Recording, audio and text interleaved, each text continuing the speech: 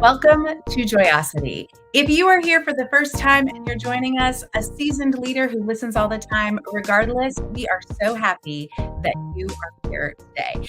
And just to remind you what we do here on Joyosity, we base all of our work on 3 bedrock beliefs. 1, true leadership requires more than just surface level strategies. It requires a profound commitment to everything that makes us human. Number 2, using genuine curiosity, we can create positive culture with all those complex people that you work with, because here's the deal, friend, that's all we've got. And 3, joy is the heartbeat of a healthy leader and a healthy organization. So we're putting joy and play front and center in our work. And every week on Joyosity, we've got dynamic conversations with experts and leaders who share more than just a couple tips with you. They're really bringing their hard-won wisdom, real life experiences, and leading research to help you do the work of leading where you are. So I'm Jen Whitmer, international speaker, leadership consultant, and all-around joy bringer, hosting you and guiding us along the way. And we are going to move from ideas to actions. And I cannot wait to introduce you to the deep insights that Justin Jones-Fosu is bringing today. He is a full-time dad, which I love, but he is also an international speaker, a social entrepreneur. He's a critically acclaimed author. And the thing that I'm just not going to really get on board with, I'm happy for him, is that he's a mountain climber, but he brings really deep meaning to work. And he calls himself the CEO of work, which I truly love. He is a former radio host, so hopefully it doesn't give me too many critiques and as we go through the podcast. He used to be a contributor to NPR's The Takeaway, which I have to say is one of my favorite shows. And I'm really excited for him to bring the wisdom to you today. His most recent book is called I Respectfully Disagree, and how we use conflict and disagreement to build bridges with others is, if you've been a longtime listener of mine, is near and dear to my heart. So get yourself ready for the goodness. I've got my multiple beverages, today, as I always do. Get your speakers ready so we can dive in today. And I can't wait to bring you Justin. Hello. Hey, you're bringing me joy, joy. I love it. I love it. We were joking beforehand that my producer, Shelby, always is waiting for me to bring the magic singing. And Justin and I, who knows, we may actually turn this into a musical by the end of the day. So we're so glad that you are here. So I always like to start with giving people a little bit of who you are. Tell us, besides being a full-time dad, how did you get to be someone who maybe not accidentally, but who is an international speaker and a radio host? And how did you get to where you are today? Yeah, well, Jen, I love long walks on the beach, and one of the I'm joking, but even though I do, I like long walks in the mountain actually. But a lot of who I am today comes from my mom. And my mom, I'm a mama's boy in all the best sense of the word. And my mom is a single mom, 2 rambunctious little boys. I remember, we grew up and we had to stand up being unhoused, grew up initially in the hood, on welfare, all those things. But my mom still challenged us to do well. And so, we would go to Salvation Army before it became cool. And she would get clothes like sweater vest and bow ties, because I swear she was trying to create a boys and men group. But all the economic challenges, she still challenged us to do well. And so when our lights got cut off, we had to get flashlights to study. And so I learned the power of resilience from my mom. I learned so many lessons, because even though we didn't have a lot, my mom still made sure that we experienced difference. And so we went to Oktoberfest and Polish festivals and Hispanic Heritage Month events and First People's powwows. We had exchange students from Japan and Brazil and Germany and France. And I just loved how my mom was planting these seeds of humanity. And I remember interviewing my mom from the last 2 books, and one of the things she shared was that a powerful story. So my mom was one of the first Black female air traffic controllers in the Air Force. And she shared that there were some times she'd be stationed in Japan for 2 years, and there were some soldiers who never left base in those 2 years. And she was like, Justin, I don't want you and your brother to be like that, to never leave your home base and not get to experience the beauty of people and cultures around you. And so those seeds were planted in me. And so I've grown up kind of just learning about people and experiencing things. And that love of learning about people helped me to want to help people. And so I remember March 24th, 2007. I had recently graduated, and I was part of an organization that put out a call for proposals to do a leadership conference in Norwalk, Connecticut. And I went up on my own dime. And I remember after I got done with the session, people came up afterwards like, "This is one of the best leadership workshops we've ever been to. Can you come to our organization?" And then this one young lady, I wish I knew her name because I owe her so much. She asked me to write my prices in the back of my business card. I'm like, prices? Like, what? Wait a minute, people get paid to do this? and and I realized I've been asking the wrong question all these years. 'Cause I remember reading Rich Dad Poor Dad, and he asked you, "What would you do for free?" And I was like, "That's the wrong question. It's not Mm, what would you do for free. It's what are you currently doing. It might just be a different manifestation of it." And so yeah. that's the day I started the business, March 24th, 2007, and here we are, close to 18 years later. I love it. I have a similar connective story. Like, I didn't know that speaking was a job. I left the world of Yeah. education and, I had always been complimented on public speaking. I mean, part of my previous role was to help parents understand testing scores, and I could make them laugh talking about Mm, statistics and testing, which is, like, serious business. yeah. So, I didn't I just was like, "Oh, well, that's just normal," but I thought you really had to be famous or an Right. Olympian, you had to write a book or whatever. I didn't know. So I connect with that. Yeah. Oh, this is people get paid to do this work? Anyway, so Right. I love that. And I love Very the simple. story of your mom and that key piece of there are so many different type of people in the world. There are so Yeah. many. And with that, just the sheer amount of differences and then the Yeah. complexity within ourselves, because we don't show up the same every day, even when we are intentionally living by our values and, showing up intent, all of those things, I Right. still change there, besides the weather and my hunger level, there are different Yeah. circumstances that impact how I show up every day. Yeah. So, with all of that, it is logical to assume some disagreement because Yes.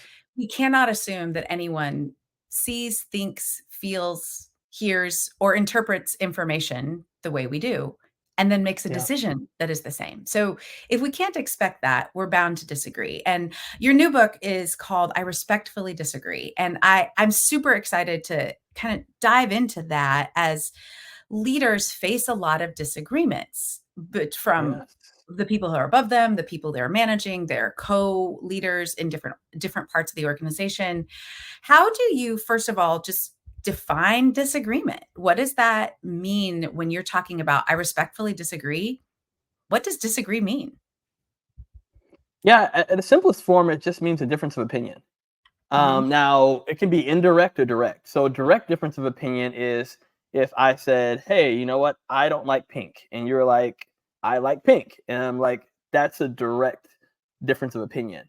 Mm. But there's also an indirect difference of opinion, and it may be when like I don't like respect, or this is my definition of respect, and I may define respect differently. And so it may be an indirect difference of opinion because we haven't necessarily dug deeper into are we actually talking about the same thing. It's one of the things why I love when people say I don't like diversity, because Mhm. I'm like, well, how do you define diversity?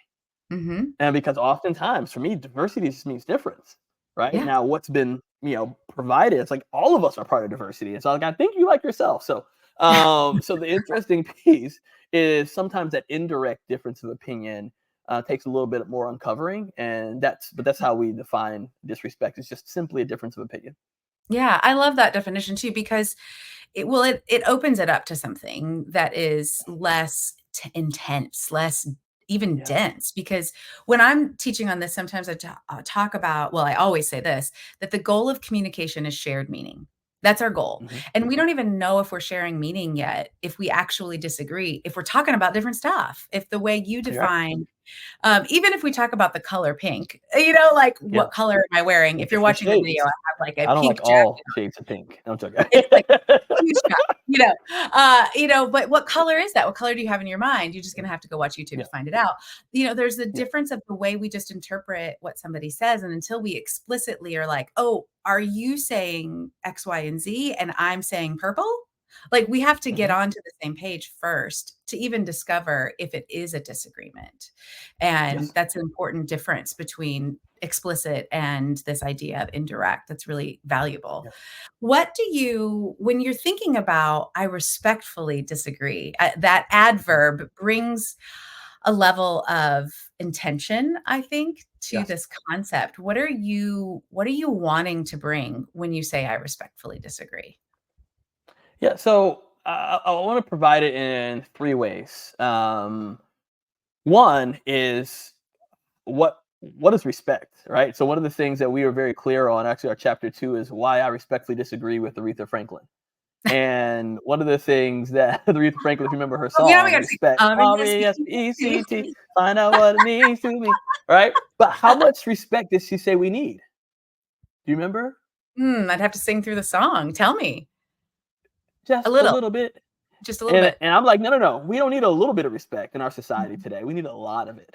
And Yeah. so, well, how we define respect was really one of our first places that we really planted our flag. And we created what we call the 10 characteristics of golden respect, where one side is where society defined respect and how we Mhm, redefined it in what we call golden respect. I'm not going to go through all 10, but let me give you mhm, three high level ones. One is that you must earn respect. And we started asking the question, why? mhm. Why is this place? Why do we create this place? What if every single person was worthy of value, dignity, and respect? And that's what golden respect is. It's our choice to give it to them. And this is going to be the hard part. Even if they don't give it to us, Yep. that's still our choice. That's Mhm. first. Second is that respect means that I hold you in high esteem and high regard. And that's how you can hear people say things like, you know what, you just lost my respect. And we're challenging that notion is that we often conflate respect with honor. And Mhm. so I may lose honor and be a place of high esteem and regard, but if respect is a choice, then I can always give it to you. And last but not least, so I love this one, especially for all your leaders, is that a person's title grants them respect. Mm. And we're challenging that. And it's a person's humanity grants them Yeah. respect. Whether Mhm. they're the CEO, a leader in the organization, or a janitor that's working at the organization, is that every single one of them is worthy of the same level of respect. Yeah. And so those are one of the things that we had to come to this place. If we could sum it up, is that every person is worthy of value and dignity. And so that's the first essence. The second piece is a statement that really put us onto this whole concept. And we'd make these sessions, we make this statement in some of our learning experiences, and I'd state that we can vehemently disagree with someone's ideology and still passionately pursue their humanity. Mm. And people were like, "Oh, Yeah. wow, like this I'm is just good." gonna have And you people say come up that afterwards. again. We're gonna say that one Yes, more time because it's important. yes. Say it again. We can vehemently disagree with someone's ideology and still passionately pursue their humanity. And people will come up afterwards like, I love that statement, but how do we do it? Or they would say, but what if they believe this? Right? And so that's actually what challenged us to actually write this book is just listening to our audience and them asking the question. And then last but not least is a statement that we actually close most of our presentations with is that because a lot of people just talk about this whole concept of being open-minded, right? And that's like the solution for everything. And we've been challenging that a little bit. It's like, yes, there are some things that we need to be a little bit more open-minded on. I agree with that. But then let's be very clear. There are some things that you and I are closed-minded on, including every single one of your listeners. We have Mhm. some value systems, things that we believe. And so even when we're closed-minded, we should always be open-hearted. And so Yeah. for me, the concept of respectfully disagree is even in the midst of our disagreements, there's still an opportunity to show you that you are worth value, that you should have dignity, and that I can choose to respect you no matter what our conversations are. Absolutely. Well, and that is part of the concept of we don't let other people's um, their own way of being impact the way I want to show up in the world. Like you don't get to determine the way I show up in the world. I had a client Yeah. recently that sent a pretty terse and directly negative email. It would Hmm. have been a fine email had it been based on some facts. And so I Mm, was like immediately like, "Ah!" I had this like those moments and then I have to come back to, I love okay, it. I base my life in curiosity, in connection, in joy, and like these are things I base my life in. So if I'm going to do that, I need to approach this with curiosity. That is how I have to live because that's what I've decided to live. So I call Yeah. and she doesn't answer. I called again. She still doesn't answer. So now I'm starting to tell myself the story. She's screening my calls. And so it could have been easy to then abandon that and still not Yeah. approach with curiosity because it wasn't the convenient curiosity that I wanted. And Yeah. so I ended up sending an email, but still starting with some curiosity and asking a question. Turns out she'd had wrong information, which, I knew we could get there, but it would have been Yeah. really easy for her lack of curiosity and not connecting Mm, to then respond in kind rather than, okay, I still have to live by the way I want to live, regardless of what you right. do. And so Yeah. passionately pursuing someone else's humanity is part of that. Like I can still say Yeah. you are fully human and not let you determine how I'm going to treat you because I'm going to treat you with your full humanity, regardless of Yeah. what comes back. It's so I love powerful. that, and I think it's a brilliant example that you gave, and I love that you've chosen to live that way. It reminds me of one of my favorite books, Man's Search for Meaning by Viktor Frankl, and Mhm, he talks about that there's always the power of choice. Holocaust survivor, for those who don't know, and he mhm. talks about the atrocities that he's encountering, but he still says there's always a power of choice. There's this gap between stimulus and response, Yep. and in that gap, we have the power to choose. And so that's one of the things that I think we're really trying to help people to understand is that you always have the power to choose. Yes, it makes it infinitely harder when a Yep. person chooses to disrespect you. But if we're able to get there, I'd love to tell you a story about this guy named Daryl, and the power he had in choosing to respect people who didn't respect him. Yeah. Are you gonna tell us the story of Daryl? I wanna Oh, hear we'll the get to story of it at Daryl. the end. Yeah, we'll get to it Oh, at the end. okay. Just I a was like, quick "Oh," segment. I'm like, "Are we Yeah. are we talking now? I wanna know." I'm We'll get to curious. that at the end. You have to stay. Are You have to keep I can't listening. wait to hear the story Yes, about powerful Daryl. story. Yeah. Yeah, so one of the things that often comes up is that human tit for tat idea. Well, they treated Yeah. me this way, I'm gonna, treat that. And that's just human nature. And I think Yeah. one of the things that's so powerful is what you're saying is you're not denying that part, but we call the liminal space, the fancy word for the space between something happens, a stimulus, Mhm. and our response. We have that power of choice. We don't have to knee jerk react tit for tat. We Yeah. can make a different option there. When you put that into the sense of leadership, why does that matter so much as a leader? Like, Yeah. spell that out for us. Well, first and foremost, like healthy conflict has been shown to create some of the best ideas, best innovation, creativity, all those things, better teams, better productivity because people are able to bring their full selves to work. And so it matters because in those moments, you're able to uncover an understanding to forge deep connections and build a relational capital that Stephen Covey's been telling us about for years. Decades. And so that's yeah, right.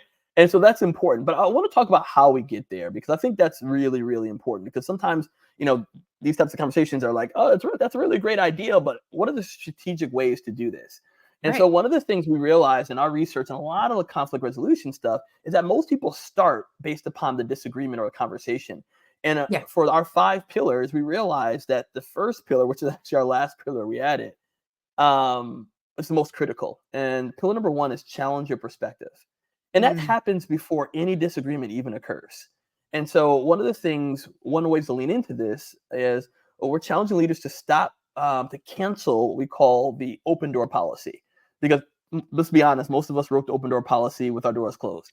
We've even created virtual open door office hours. Like I'll be on Microsoft Teams Tuesday through Thursday from 3 to 5 p.m. Eastern Standard. And so we've done that, but we've been challenging leaders to do what we call to have an out the door policy.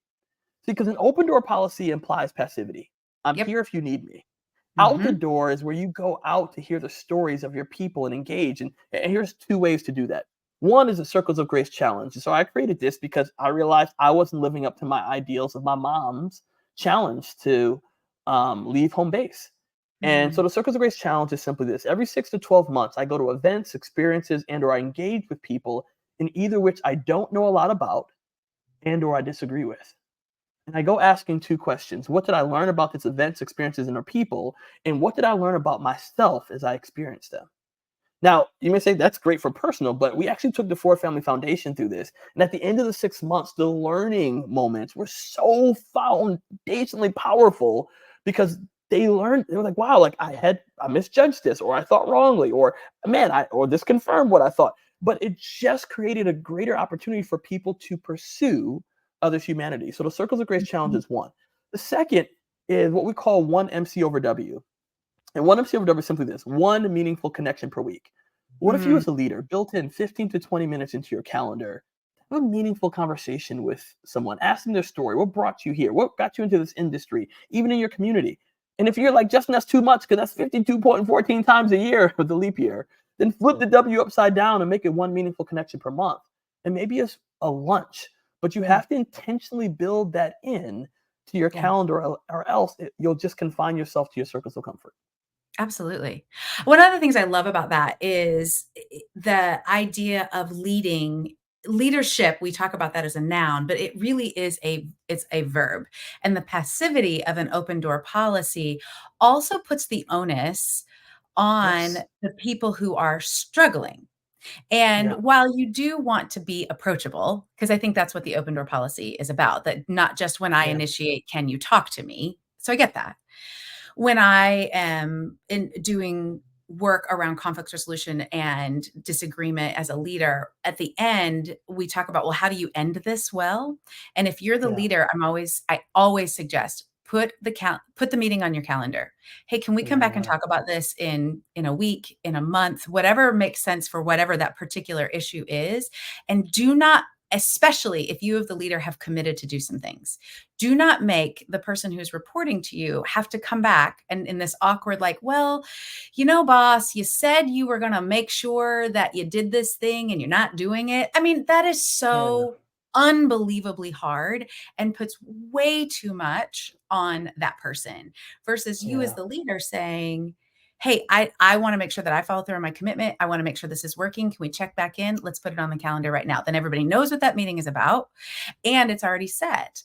And then adding on to that is this idea of one meaningful connection is that your people will get used to the fact that every time they talk to you, there isn't a problem, or you're not asking for Yeah. them to do something. You're actually connecting with Yeah. them as a human. I mean, that's just so Yes. incredibly powerful. What are some of the results that you have seen besides just this like ahas that people Right. have? How does that really start to improve the way people work together? Yeah. So in a couple different ways, right? One of our clients, noticed business results were improving because when they're in the team meetings, that there's this expectation that's been built. So one thing we challenge leaders to do is to actually ask for disagreement. And it seems so simple, but one of the things is like in these moments, people often will default to what they experienced growing up. Mhm. So it's interesting because our chapter 3 is a picture of our past. And so we interviewed several people, did a lot of qualitative research, and realized that there was a whole nother category that we were missing. It wasn't just about disrespectful disagreement. There was also this concept that we call disrespectful agreement. And it Mhm. happens in two different ways. One is the person who said, Jen, I think that's a great idea. But then behind closed doors, I'm like, Sally, what Jen said was really stupid. Mhm. I don't think that's a good idea at all. So in the moment, I'm agreeing with you, but I'm disrespecting you behind your back. But there's another Which side of it. creates Yeah, triangulated communication and gossip 100%. and all kinds of Yes. issues. Yeah. There's another side of that, which I love exploring. And it's the concept around maybe you growing up were taught, or you're in a culture or a society that taught you that children should be seen and not heard. Mhm. And so we've seen so many people bring that into the workplace. And so Absolutely. they may be quiet, they may be passive, they may have a difference of opinion. And so they agree in those moments, but they're disrespecting themselves while they're agreeing. Yeah. And so our goal has been to help people to spend more time in respectful disagreement, because what it does is it creates better team cohesion. It creates an opportunity where people feel like I'm not walking on eggshells. I'm not trying to figure out the right politically correct things to say in our teams, so that it creates less time for my innovation, my business results. When you're able to respectfully disagree as a leader and you create that culture where people say, oh, it's actually okay to disagree with you, Mhm. people will bring you more ideas and you'll find things. Let me give you mine. I often tell my team, I want you to disagree with me. Now, part of my team's in Ghana. And culturally, there's some aspects of Ghana that's a very big deference to those in authority. And so it's really just, I'll take what you say and I'll move forward with what you say. And I'm like, no, no, no, no. I actually, your performance is based upon you creating opportunities for us to get better. And Yeah. part of that is by you sharing and telling me how I'm wrong. That's you telling me. And me, as now a leader, I now not only ask for you for disagreement, I also reinforce it by compensating, not compensating with with monetary rewards, but by rewarding you by saying, you know what, Jen, no, thank you for disagreeing with me on that, Mhm. because it actually made me think about something different. And Yeah. then this is the powerful part, following up with it. So if it leads to a greater business decision, a Yes. month later, 2 months later, coming back to it, and sharing not just with that person, but in the meeting, you know what? Absolutely. When Jen disagreed with me, it created something that we didn't have before. I wasn't even thinking about that. So I really want to call out Jen for that moment, because it actually helped us to get here, and we've actually been able to accomplish more. I've seen that over and over in my own team's results, but I've seen that in some of our clients' results, is that they've created better decisions because of those moments where leaders created the culture of disagreement respectfully. Absolutely. Well, and it helps people, like you said, bring the ideas, help leaders see what they can't see, because just because you're Yeah. a leader doesn't mean you see everything.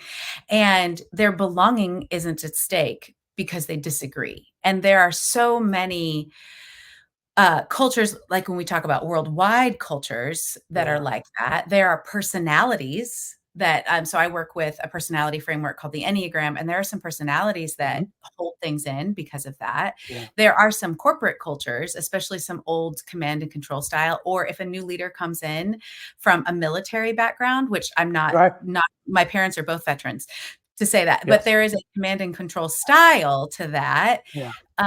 that doesn't always translate into respectful disagreement if they've been in certain parts. There are other parts of the Yeah. military that know absolutely how to do that well.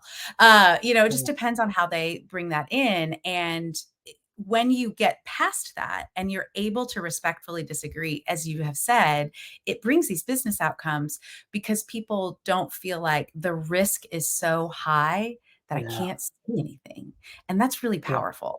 Oh, okay. So we are going to pause here and we're going to come back next week. So don't leave this here. I hope you've got some great ideas, listeners, from what we've already talked about. And we're going to get into the how when we come back. Make sure you check out Justin on LinkedIn and on his website while you're waiting for our next episode. But we will be back soon with how do we actually do this. So let me put my coach hat on for just a moment. Don't just leave this here. Take a moment. What did you learn? What's your next tiny action step? Share this episode with someone and tell them what you're going to do. Check the show notes for all the links and connect with us on LinkedIn and all the other socials, or just, drop me an email at Jen with 2 N's at jenwhitmer.com. We want to keep this conversation going with you. I know your earballs have a lot coming at them, so thank you for listening to the Joyosity podcast and being a part of our community. Please take a moment to rate and subscribe. It helps more people join us